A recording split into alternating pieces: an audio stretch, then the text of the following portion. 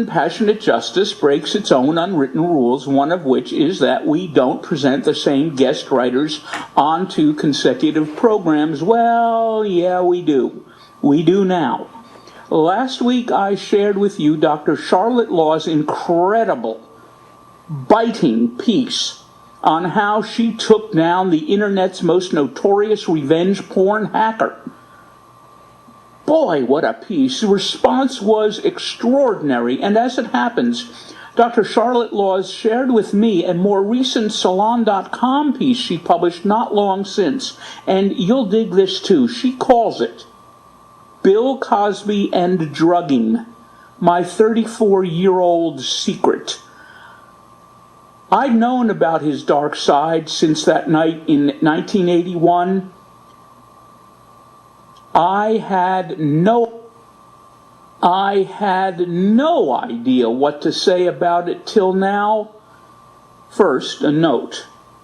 I want all of you out there to know that when Dr. Laws originally published this article at Salon.com, by the way, Salon.com is not in any way related to Our Salon and Our Salon Radio, but when Dr. Laws first published this at Salon.com, Bill Cosby's representatives were asked for comment, and they did not respond. So, continuing with Dr. Laws.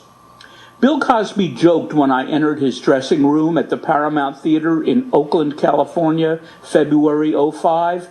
"Did I ever drug you?" He was performing there, and it was between shows. I was accompanied by my husband and stepdaughter. His comment was meant to diffuse tension because a woman had just come forward saying she was drugged and raped by him. It was obvious that Bill was feeling uneasy about negative media attention. I wondered if his decision to hang out with me and my family one-on-one for 45 minutes was part of damage control. Now, I was not his close friend, more of a friendly acquaintance. Perhaps friendly acquaintances can expect more attention when 34-year-old secrets are involved. I could feel it. Bill knew that I knew. I had known the truth since that memorable night in '81. Bill had drugged my close friend, whom I'll call Sandy, and then had sex with her. Bill met Sandy in the casino at the Las Vegas Hilton around 79 or 80. She was in her late teens or early 20s, thin and medium height, with hazel eyes, straight brown hair that fell just below her shoulder. They immediately began a consensual, intimate relationship. At the time, Sandy was sexually adventuresome, dating a number of men around town.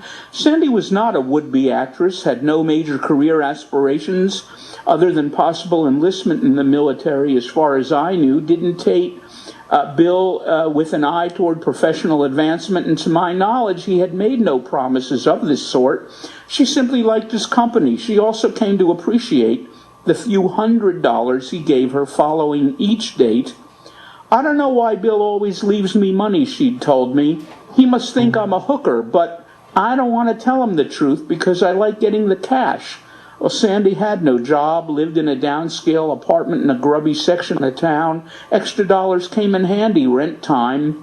Sandy introduced me to Bill in 1980. I was 20. The three of us sat alone in his dressing room at the Vegas Hilton. He coached me on my college plans. He was the incarnation of the wise and protective patriarch, a role he'd play on a national scale when The Cosby Show launched in '84, making Cliff Huxtable a household name. I particularly appreciated his commitment to causes and his down-to-earth nature. He was not only an incredible talent, he was a caring and generous soul.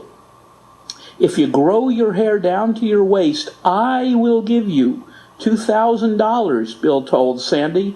She didn't react with enthusiasm. Then again, she wasn't a bubbly person. Her temperament was more like a panther's, sleek, even-keeled. Then he looked at me and smiled. "What's your favorite clothing store?" "Susie Cream Cheese," I said. This was a popular local boutique. "Well, if you help Sandy grow her hair down to her waist," Bill said to me, "I'll buy you $1,000 worth of clothes at Susie Cream Cheese." I figured Bill had a thing for long hair in the same way that some men have a thing for feet. Sandy never grew her hair. She was not motivated by money, but she did come to me one morning a year later to tell me that something bad had happened. Bill had drugged her. She was not angry. She was baffled, stunned, shaken, felt betrayed. Bill drugged me last night and then had sex with me. I just don't understand it. It's not like I would have said no to anything.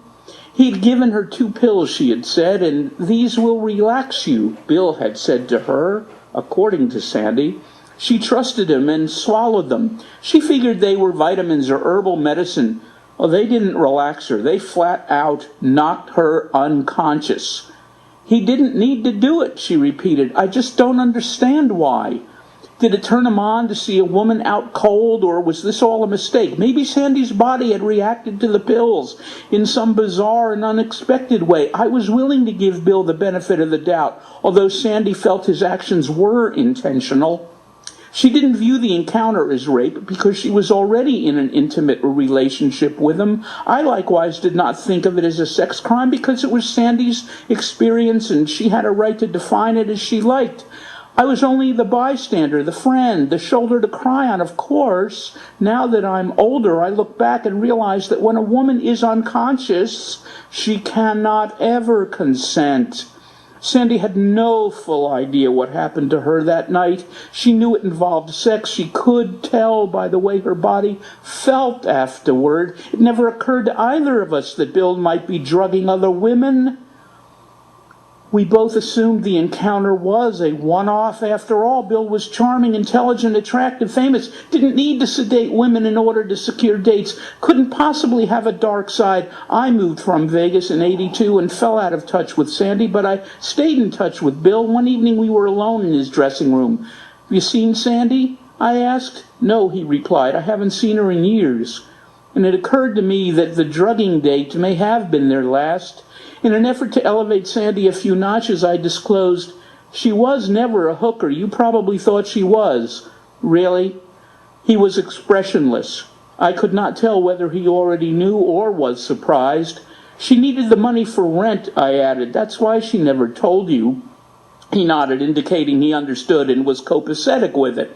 In '05, I'd arranged to attend Bill's show in Oakland and to go backstage with my family. But days prior, I got wind of the allegations against Bill. I was shocked, in a quandary. For the first time, I realized that Sandy's ordeal had not been a one-off, and I was a witness. I could corroborate this woman's story, but should I?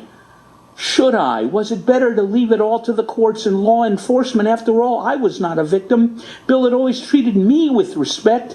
He had given me advice, generous with his time, had never offered me a pill. I was also unclear how to handle the backstage mingle. Should I cancel? Should I question or confront him? Should I be polite? I chewed on this for hours, finally deciding to keep the arrangement. After Bill tossed out his opening line, "Did I ever drug you?"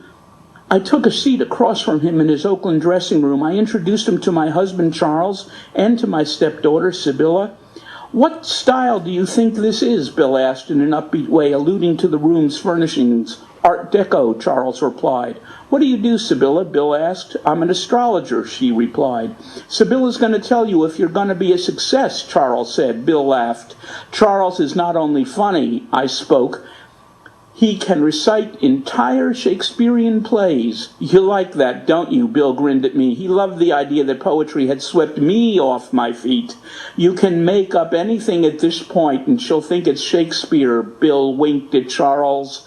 The conversational tone had been set. It was friendly, humorous. There'd be no confrontation, interrogation. We calmly discussed politics, national news stories, except, of course, the story about a certain comedian, the elephant, in that Art Deco room. We also talked about the criminal justice system and Bill's favorite subject, education. Ironically, Bill was concerned that certain reform schools might be pumping youngsters with drugs.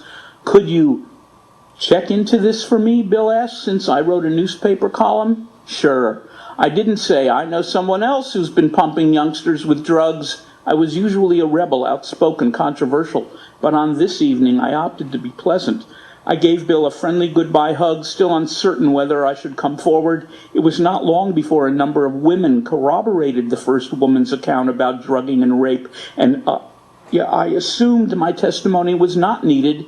Oh, I assumed wrong. In the years since, I've tried to reach out to Sandy to get further details of her story. I even hired a private investigator, but I've never been able to track her down. Her full name is common, and some people aren't as easy as a Facebook search. I've never forgotten the conversation we had, or the ones I had later with Bill.